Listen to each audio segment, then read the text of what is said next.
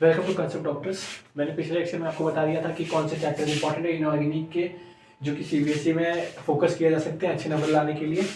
Inorganic पे basically hit कर रहा हूँ इस समय। मैं आगे चल के ऑर्गेनिक बता दूंगा। देखिए, हमने कोऑर्डिनेशन देख लिया, हमने डी ब्लॉक देख लिया। अब आते हैं हम उस चैप्टर के लिए जिसका नाम है पी ब्लॉक। और ये ऐसा चैप्टर है जिसको पढ़ना इंपॉर्टेंट तो है, लेकिन इसके साथ दिक्कत ये होता है ना कि इसमें बहुत ज़्यादा पढ़ना है। मतलब आप समझ लीजिए इतना ज़्यादा पढ़ना है। और कभी कभी तो ऐसा होता है कि आप जितना भी पढ़ लीजिए क्वेश्चन आ जाएगा और आपके आगे से चला जाएगा, समझ में भी नहीं आता। तो ऐसा नहीं है कि इसको छोड़ दीजिए। मैं फिर से बता रहा हूँ, मैं सिर्फ वही टॉपिक्स लेके आऊँगा जो एग्जाम में बहुत फेमस है और आने की प्रोबेबिलिटी बहुत मैक्सिमम है। मैं बता रहा हूँ मैक्सिमम इसीलिए क्योंकि ये बहुत बार पूछता है, हर बार पूछा जाता है। तो हो सकता है इस बार भी आ जाए। तो आपको जब पता है कि इतना फेमस है उसके बावजूद आप छोड़ देंगे तो फिर भाई 12th का पेपर एक ही बार देना है, पूरी लाइफ टाइम में रिग्रेट क्यों छोड़ना। चलो पी ब्लॉक पे स्टार्ट करते हैं। तो देखिए पी ब्लॉक पे होता ये है कि 13 से लेके 18 ग्रुप रहते हैं, ठीक है। नाइट्रोजन फैमिली आती है 15 ग्रुप में। मैं शॉर्ट वीडियोस बनाता हूँ, बहुत छोटी छोटी, बहुत बड़ी मूवीज जैसे वीडियो नहीं बना रहा हूँ 1 घंटे या 1.5 घंटे की। 10, 12, 15 मिनट मैक्सिमम की वीडियो बनाता हूँ। उसमें मैं इंपॉर्टेंट टॉपिक्स बता देता हूँ, एक एक कंसेप्ट क्लियर कर देता हूँ, ताकि आपको रुकने में भी अच्छा लगे। इतनी देर आप बोर्ड और मुझको देखेंगे वो ज़्यादा सही नहीं लगता होगा, हम जान रहे हैं, क्योंकि हमको खुद नहीं अच्छा लगता है बहुत लंबी लंबी वीडियोज़ देखना। तो मैं चालू कर रहा हूँ, ठीक है। नाइट्रोजन फैमिली से, जो कि ग्रुप 15 का है। तो ग्रुप 15 इसके इंपॉर्टेंट क्वेश्चन बता रहा हूँ आपको। देखिए, सबसे पहली बात आपको ना इस पे से पढ़ना रहेगा, पता है क्या? आयनाइजेशन एंथैल्पी का ट्रेंड जो मैं बता रहा हूँ ना, ये ट्रेंड्स हैं, ठीक है। ट्रेंड मतलब पता है ना आपको कि पीरियोडिक टेबल में ट्रेंड्स होती हैं। नीचे जाने पे किस किस वैल्यू में चेंजेस आता है, आयनाइजेशन एंथैल्पी में क्या चेंजेस आता है, इलेक्ट्रोनेगेटिविटी में क्या चेंजेस आ रहा है, बेसिसिटी ऑर्डर ऑफ हाइड्राइड्स में क्या चेंजेस आ रहा है, ठीक है। जल्दी जल्दी बता रहा हूँ क्योंकि ये थोड़ा बड़ा है, ठीक है। हाइड्राइड्स, हाँ। एक क्वेश्चन है कैटिनेशन टेंडेंसी माने सेम एटम के बीच में बॉन्ड बनना। जैसे कार्बन कार्बन बॉन्ड बनता है ना, वैसे नाइट्रोजन नाइट्रोजन में भी बॉन्डिंग बनती है, ठीक है। कैटिनेशन टेंडेंसी इसी को कहते हैं। कैटिनेशन टेंडेंसी जो है is weaker in nitrogen than phosphorus. क्यों? ऐसा क्वेश्चन पूछता है, बोलता है कैटिनेशन टेंडेंसी जो है ना वो वीक होती है नाइट्रोजन में इन कंपैरिजन टू फॉस्फोरस। ये क्वेश्चन आते हैं। -3 ऑक्सीडेशन स्टेट जो होता है वो नीचे जाता है ग्रुप में, तो टेंडेंसी डिक्रीज हो जाती है -3 ऑक्सीडेशन स्टेट फॉर्म करने की। Down the group -3 oxidation state form tendency decreases, why? ये पूछता है। बोला नाइट्रोजन कभी पेंटावेलेंट नहीं बनाता, पेंटावेलेंट कंपाउंड नहीं बनाता। क्यों? आपने कभी ऐसे देखा है NCl5? भाई बनता ही नहीं है, देखोगे कहां से, ठीक है। NCl5 कभी नहीं बनता। इसका रीजन भी बोलेगा क्यों नहीं बनता, तो इन सब के रीजन आपको पता होना चाहिए। इसमें वैकेंट डी ऑर्बिटल नहीं होते, इसलिए नहीं बनता। बहुत छोटी लाइन, देखिए बहुत छोटी लाइन थी कि वैकेंट डी ऑर्बिटल नहीं थे। आपको कंसेप्ट पता होगा तब तो कर जाओगे, नहीं पता होगा तो हिलेगा भी नहीं। आपको तो पता भी नहीं चलेगा कि NCl5 बनता है कि नहीं बनता है, अगर आपको पता भी नहीं होगा तो ये सब मत करना, थोड़ा सा पढ़ लो। देखो मैं बोलूंगा पी ब्लॉक को समय देना, पी ब्लॉक अच्छा समय लेगा। अगर आप सुबह के 10 बजे बैठोगे पी ब्लॉक पढ़ देना, तो यकीन मानिए 5 बजे तक शाम के पी ब्लॉक आप बहुत अच्छा पढ़ सकते हो। हाँ, बीच में 1 घंटा खाना पीना रखना, लेकिन अगर दिल से पढ़ोगे ना पी ब्लॉक सच में बहुत अच्छा लगेगा और इंटरेस्ट बढ़ता है ना तो कॉन्फिडेंस आएगा, देखना, ठीक है। नाइट्रोजन हुआ यहाँ पे। स्ट्रक्चर्स इसके इंपॉर्टेंट पता है किसके? Structures of oxides of nitrogen. Nitrogen के जो ऑक्साइड्स है ना उनके स्ट्रक्चर किसके? N2O के, NO के, N2O3 के, NO2 का, N2O2 एंड N2O5। देख लीजिए, स्क्रीनशॉट ले लीजिए। नाइट्रोजन का था, इतना आपको पढ़ना है। इधर तक तो पूरा ट्रेंड काम कर रहा है। यहाँ से कंसेप्चुअल क्वेश्चन चालू हुए हैं, ठीक है। ये तो ट्रेंड है, पूरी की पूरी पीरियोडिक टेबल की ट्रेंड है नाइट्रोजन फैमिली की। ये कंसेप्चुअल क्वेश्चंस आ गए, नाइट्रोजन यहाँ पे आया, ठीक है। अब मैं आता हूँ फॉस्फोरस पे, तुरंत फॉस्फोरस, क्योंकि नाइट्रोजन के बाद फॉस्फोरस ये नीचे।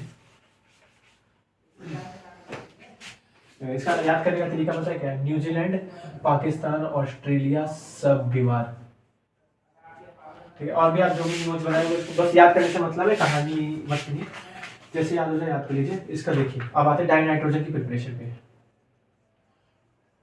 डाई नाइट्रोजन की प्रिपरेशन ये पूछता है, रिएक्शन पूछता है, ठीक है, रिएक्शंस बता रहा हूँ, रिएक्शंस। डाई नाइट्रोजन की प्रिपरेशन पूछेगा, उसको देख लीजिएगा।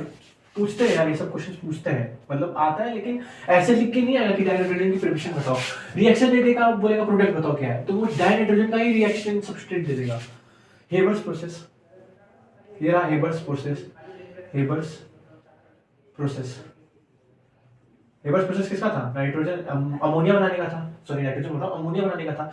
इसमें कुछ पॉइंट्स है, थोड़ा लिख लीजिए, मैंने बताना चाहा तो मैं बता रहा हूँ, अच्छा लगा पॉइंट्स, क्योंकि क्वेश्चन आते हैं नीट में और आईआईटी में भी आते हैं, क्योंकि इसको दिखाना पड़ता है ये सब। देखिए हेबर्स प्रोसेस में ना 3 चीज इंपॉर्टेंट होती है, टेम्परेचर, प्रेशर और कैटलिस्ट। टेम्परेचर रखिए 700 केल्विन, और प्रेशर होता है आपका 200 एटमॉस्फेयर की प्रेशर, और जो कैटलिस्ट होता है ना वो आयरन ऑक्साइड होता है, आयरन ऑक्साइड होता है।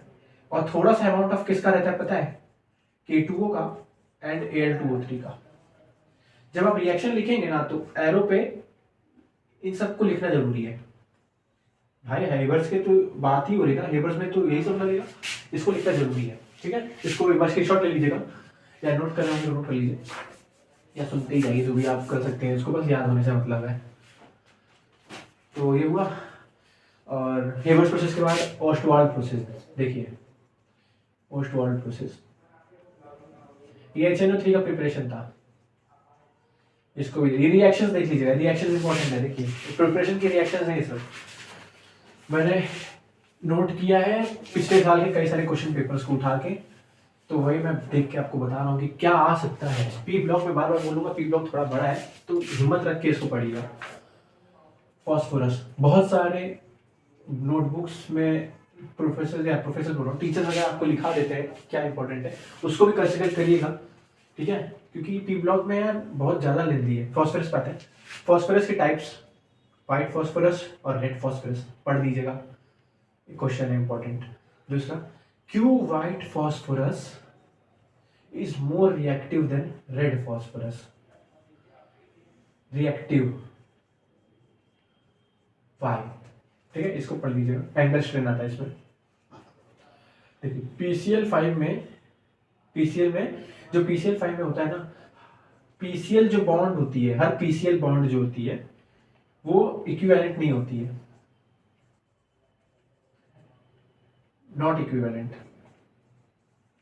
वाई, देखिए PCl5 में ना, जो PCl5 में जो PCl जो बॉन्ड होती है ना वो इक्विवेलेंट नहीं होती है, क्यों? ये रीजन पढ़ लीजिएगा, ये भी अच्छा सा क्वेश्चन था, देख लीजिए। फॉस्फोरस, अब आते हैं फॉस्फोरस की उस टॉपिक पे जहाँ पे आपको क्वेश्चन पक्का आएगा। देखिए ये क्वेश्चन 100% मैं बताऊँ क्वेश्चन आएगा। ये क्या क्या पता है? Structures, structures of oxo acids of phosphorus, और कौन कौन से? पहला H3PO2, इन सबको स्ट्रक्चर सही याद कर लीजिएगा। H3PO3, H4P2O5, H4P2O5, fourth one है H4P2O6, फिफ्थ वन है H3PO4, सिक्स्थ वन है H4P2O7,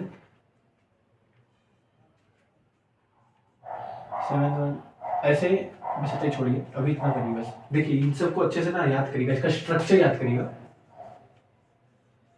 और OH कितना है वो ध्यान रखिएगा।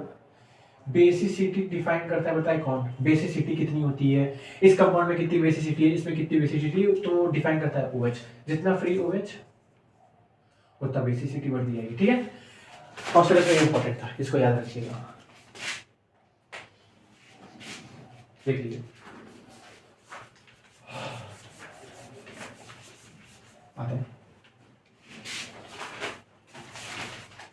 अब जो आ रहा है तो उसको जब इतना कर लीजिएगा ना, तब जो मैं करने जा रहा हूँ उसको तब छूइएगा। पहले इतना कर लीजिएगा तब जाके आप इस पे आइएगा। ये क्या बताया? रिएक्शंस, ठीक।